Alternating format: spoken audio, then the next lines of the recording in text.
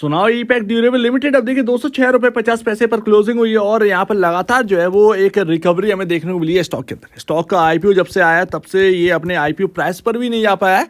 But अगर हम बात करें इसके टेक्निकल चार्ट के ऊपर तो बहुत बड़ा ब्रेकआउट होने वाला है इस स्टॉक के अंदर और पॉसिबल है अगर ये ब्रेकआउट हुआ तो ये आईपीओ प्राइस को तो तोड़ेगा ही, एक अच्छा खासा रिटर्न भी देगा। तो अभी आप देखेंगे कि एसी स्टॉक के कैसे बुरे दिन हमें देखने को मिले। आप देखेंगे कि 1 करोड़ के ऊपर जो है वो एसी तो बेच डाली, लेकिन उसका कोई फायदा जो है वो दिखा नहीं इन कंपनियों के अंदर। एसी बनाने वाली कंपनियों के अंदर नहीं दिखा, ना कि एसी बेचने वाली। आप देखेंगे वोल्टास के अंदर कोई बड़ा मूव नहीं आया, आईएफबी इंडस्ट्रीज के अंदर अब इन स्टॉक्स के अंदर मूव आना थोड़ा थोड़ा स्टार्ट हुआ है। जैसे कि पिछली वीडियो में मैंने आपसे कहा था कि Q4 में तो काम नहीं बना, बट Q1 में शायद आपको जो है वो कुछ बहुत बड़ा बदलाव देखने को मिले। शायद जो हमने 1 करोड़ एसी बिक गई उसका कोई फर्क जो है वो Q4 में आते हुए नहीं दिखा, वो शायद आपको Q1 के अंदर आता हुआ देखने को मिलेगा। और कंपनी की फ्यूचर की बात करें तो देखिए स्ट्रांग हो रही है धीरे धीरे। छोटी कंपनी का मतलब क्या है, जब वो ग्रो करेगी तो मेरा पैसा भी उतना ही ग्रो करेगा जितना कि वो ग्रो करेगी। क्या मतलब है कि ग्रो करी हुई कंपनी को अगर आप मार्केट में उतार दें, 30-40 हज़ार करोड़ का मार्केट कैप हो या 20 करोड़ का मार्केट कैप हो, तो क्या वो कितना बढ़ पाएगी। लेकिन ये 1000-1500 करोड़ के मार्केट कैप वाली कंपनी, अगर इसकी कंपनी आगे चलकर पॉसिबल है 10 टाइम अगर हुई तो यार मेरा पैसा भी यहाँ पर बहुत ज़्यादा बनने की चांसेस हो सकता है। मेरा पैसा यहाँ पर 15 गुना या 20 गुना हो जाए। तो ये बेनिफिट मिलता है उन कंपनियों में जो शुरुआती दौर से चल रही हो, ताकि उनमें अगर अप डाउन आएगा तो हमारे पैसे में भी अप डाउन आएगा, हमारी वेल्थ में भी अप डाउन आएगा। लेकिन at the end of the day जब वो ग्रो कर रही है अच्छी तरीके से तो वो पैसा भी मेरा बहुत ज़्यादा ग्रो करेगा। तो ये बात रहती है। इसीलिए अब हम जो हैं, जो एक रिटेल इन्वेस्टर हैं, हमारा तो यही मानना है, सिंपल सी बात है। यहाँ पर रिजर्व अगर आप फोकस करेंगे तो 2023 में जो रिजर्व थे, आप देखें 2021 से रिजर्व देखिए 21 करोड़ ही खाते में रिजर्व बचाया हुआ पैसा। 2022 में ये 70 करोड़ हुआ, 2023 में 262 करोड़ हुआ और 2024 में आप देखिए 796 करोड़ पर रिजर्व पहुंच चुके हैं। सो दैट ये बिग बेनिफिट है। अब ये एसी मैन्युफैक्चर तो है ही, बाकी के अप्लायंसेस भी ये मैन्युफैक्चर करते हैं। जैसे जैसे इंडिया मैन्युफैक्चरिंग में आगे बढ़ रहा है, ये और भी काम अगर स्ट्रॉन्ग करते हैं अपना, सो डेफिनेटली ये जो सीजनलिटी है वो कहीं ना कहीं खत्म भी होती हुई दिखेगी एक टाइम पर। और अभी आज के भाव के हिसाब से अगर आप देखें 206 के हिसाब से 2002 करोड़ का मार्केट कैप पहुंच चुका है। पैटर्न पे आने से पहले कुछ बात कर लेते हैं। तो यहाँ पर जो सबसे इंपॉर्टेंट पार्ट होगा मैन्युफैक्चरिंग का, जो कि इंडिया बढ़ रहा है, ठीक है। मान लीजिए अभी ये सिर्फ और सिर्फ एयर कंडीशनर अभी बनाते हैं, बाकी कंज्यूमर ड्यूरेबल भी अगर ये बनाने लगे ना, जैसे कि आप देखेंगे कि एसी बनाते हैं, आपका जो है आपके इलेक्ट्रिक जो एक वो नहीं आता है आपका गैस जो गर्म करते हैं उसे क्या बोलते हैं मुझे नहीं पता, ठीक है, वो आपका बनाता है, ये मैन्युफैक्चर करते हैं।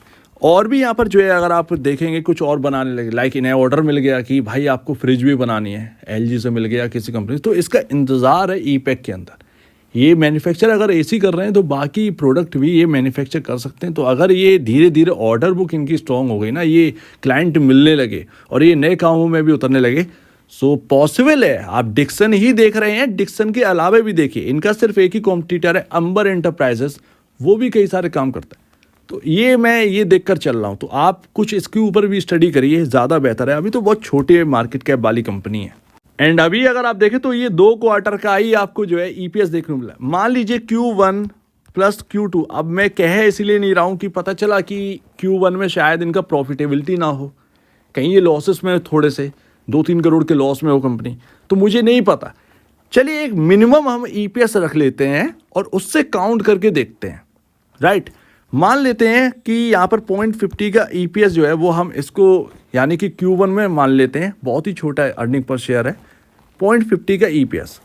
और Q2 में भी अगर हम बराबर 0.50 का ईपीएस माने तो हम 1 का ईपीएस और जोड़ देते हैं यहाँ पर 2 क्वार्टर का, तो यहाँ पर जो पहुँच जाएगा वो 4.69 पर पहुँच जाएगा। तो ये 4.69 के ईपीएस से होगा क्या, मैं अभी आपको बताता हूँ। अभी आपका जो ईपीएस जो दिख रहा है 3.69 के हिसाब से 56.6, जो कि इंडस्ट्री पी आपका क्या चल रहा है 136.33 का इंडस्ट्री पी चल रहा है।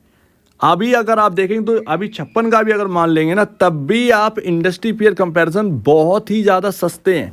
बात आती है 4.69, अगर करंट भाव कितना चल रहा है 206 रुपये, इसको कैलकुलेट करेंगे तो 43 पॉइंट समथिंग 43.4 के समथिंग यहाँ पर जो है जो पी रेशियो है वो स्टॉक का निकल के आया। अगर आप उसके कंपैरिजन देखेंगे तब भी आप इंडस्ट्री पी से कोसों दूर हैं। मैं ये नहीं कह रहा हूँ कि 136 का पी रेशियो हो जाएगा, वो बात भी अपनी एक स्ट्रांग होनी चाहिए, ठीक है ना।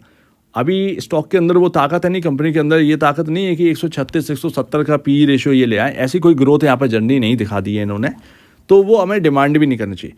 बट फिर भी इंडस्ट्री पीयर के कंपैरिजन बहुत ही सस्ता स्टॉक हमें देखने को मिलता है। बुक वैल्यू 2.24 टाइम ही देखने को मिलता है, जो कि बहुत लो पर, बहुत चीप पर मिल रहा है।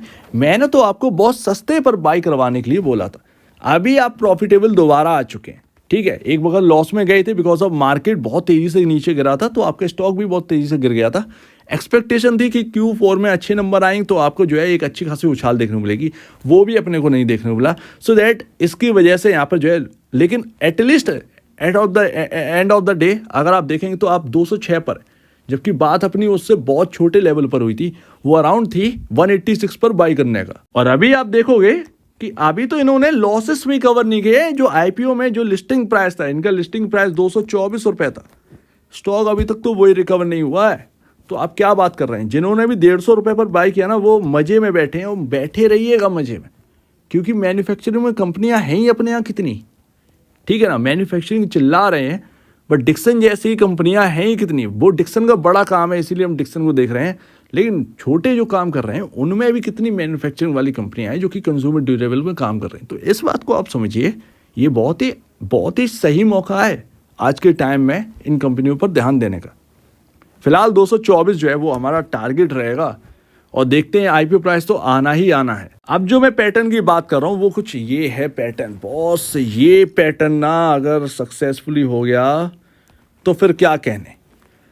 आप एक ऐसे पॉइंट पर आ चुके हैं जो कि बिल्कुल ब्रेकआउट पॉइंट है, और अगर ये ब्रेकआउट निकल गया तो बॉस बहुत ही अच्छा है। यहाँ पर जो है आपके हाथ में पैसे लग सकते हैं इस स्टॉक से। पॉसिबल है कि आपको यहाँ पर जो है 100 रुपये का गेन जो है वो आराम से देखने को मिल जाए इस पैटर्न को क्रॉस करते। मुझे लगता है कि 224 तो आराम से आपके सामने रखे ही है। एक स्टॉप लॉस लगाइए और चेस करिए इसको, ज़्यादा बेहतर है, समझ रहे ना।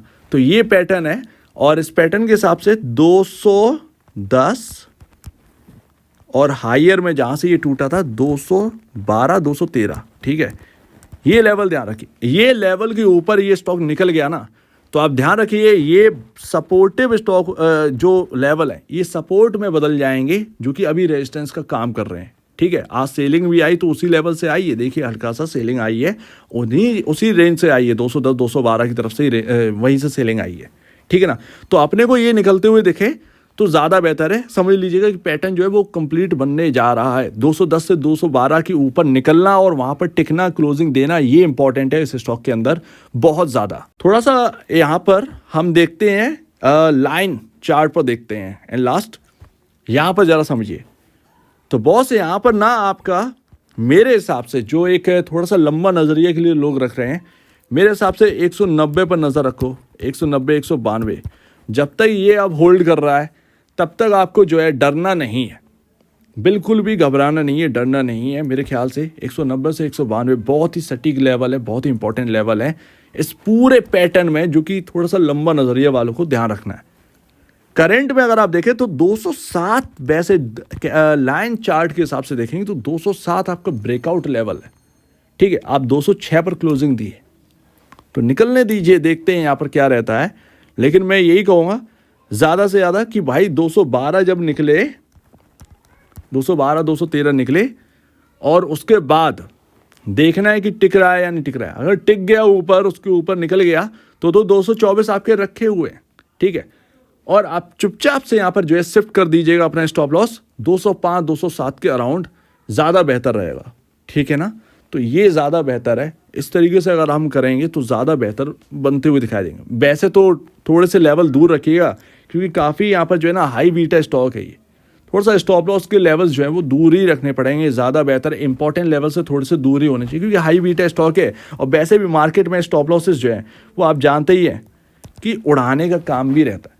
तो हमेशा एक इम्पॉर्टेंट लेवल से 1 से 1.5% दूर का स्टॉप लॉस लगाना हमेशा इंपॉर्टेंट रहता है।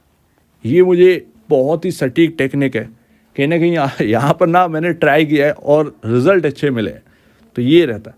सो उम्मीद है समझ में आ गया होगा। बहुत ही ध्यान से आप देखिएगा, ईपैक कहीं ना कहीं ये बड़ा बिग ब्रेकआउट है, पॉसिबल है यहाँ पर 224 पार करते ही आपको जो है 50 रुपये और ऐड होते हुए देखें, और अगर वो 50 रुपये और ऐड होते हुए देखें तो यहाँ पर जो है 300 रुपये आपके हाथ लगते हुए दिख सकता है ईपैक ड्यूरेबल का स्टॉक। सो उम्मीद है, लेकिन अगर ये पैटर्न फेल हुआ तो बड़ा खतरनाक होता है, लेकिन पैटर्न फेल होने की अब बात है नहीं, वो बात अब है नहीं पैटर्न फेल होने के लिए, ठीक है ना। स्टॉक ऑलरेडी काफ़ी सस्ता है, तो मुझे लगता नहीं ये पैटर्न ये फेल होगा, वापस हम उसी तरफ जा रहे हैं, हाई की तरफ पहुंच गए, तो ये सबसे इंपॉर्टेंट है। सो उम्मीद है काफ़ी कुछ आपको समझ में आया हो, बहुत ही ध्यान से ट्रैक करिएगा, बहुत ही सटीक अपने जो है वो लेवल से याद रखिएगा, बस इतना ही करना है। तो एक बार निवेश से पहले या बेचने से पहले अपने ब्रोकर एडवाइस से जरूर सलाह लीजिएगा, या खुद की स्टडी करिए, खुद की स्टडी काफ़ी इंपॉर्टेंट है, उसी से सब कुछ आपको मिलेगा। तो आपके कहना है इसको कमेंट सेक्शन में कहिए, और अब बड़ी देखने के लिए बहुत धन्यवाद दोस्तों।